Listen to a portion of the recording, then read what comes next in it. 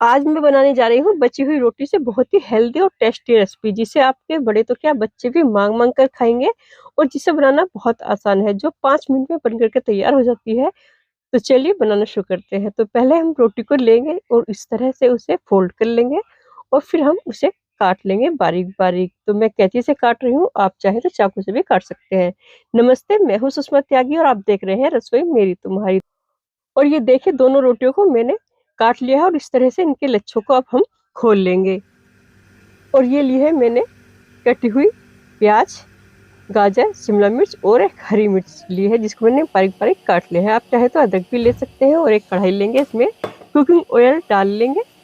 जब हमारा cooking oil गर्म हो जाए तो हम इसमें डाल लेंगे प्याज। अगर आप लहसुन खाते हो तो 2 कलियां लहसुन की काट कर डाल लें और इसे हम भून लेंगे। बहुत ज़्यादा ब्राउन हमें नहीं करना है, बस हल्का सा ही भूनना है। ये देखिए, मेरी प्याज भुन गई है और अब मैं डाल दूंगी इसमें हरी मिर्च, शिमला मिर्च और गाजर। सब्जियां आप अपनी पसंद से ले सकते हैं और कम ज़्यादा भी कर सकते हैं। जो आपके बच्चे खाते हैं वही सब्जियां डाल लें।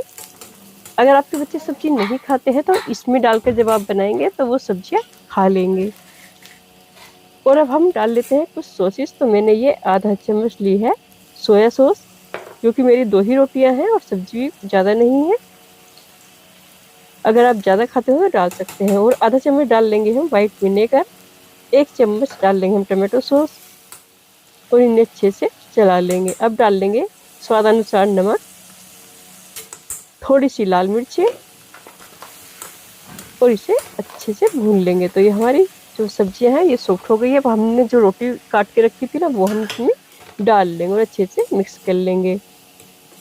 और गैस को भी हम कम कर लेंगे, लो फ्लेम पर हम इसे अच्छे से भून लेंगे 2-3 मिनट के लिए। और ये देखिए, कितनी जल्दी हमारी जो है ये रेसिपी बन करके तैयार हो गई है। अगर आपके बच्चे पास्ता या नूडल्स खाते होंगे या मैगी वगैरह, तो उनकी जगह आप ये रोटी की रेसिपी उन्हें दें। ये बहुत हेल्दी भी है और टेस्टी भी है। आपको उन्हें रोटी सब्जी खिलाने के लिए पीछे नहीं भागना पड़ेगा। इसमें आपकी रोटी भी है और सब्जी भी है, इसलिए ये बहुत ही हेल्दी है और टेस्टी है। और आपके बच्चों के मनपसंद सॉसेज भी इसमें हैं, जैसे सोया सॉस, टोमेटो सॉस। तो आपके बच्चे बहुत अच्छे और बहुत स्वाद से इसे खा लेंगे।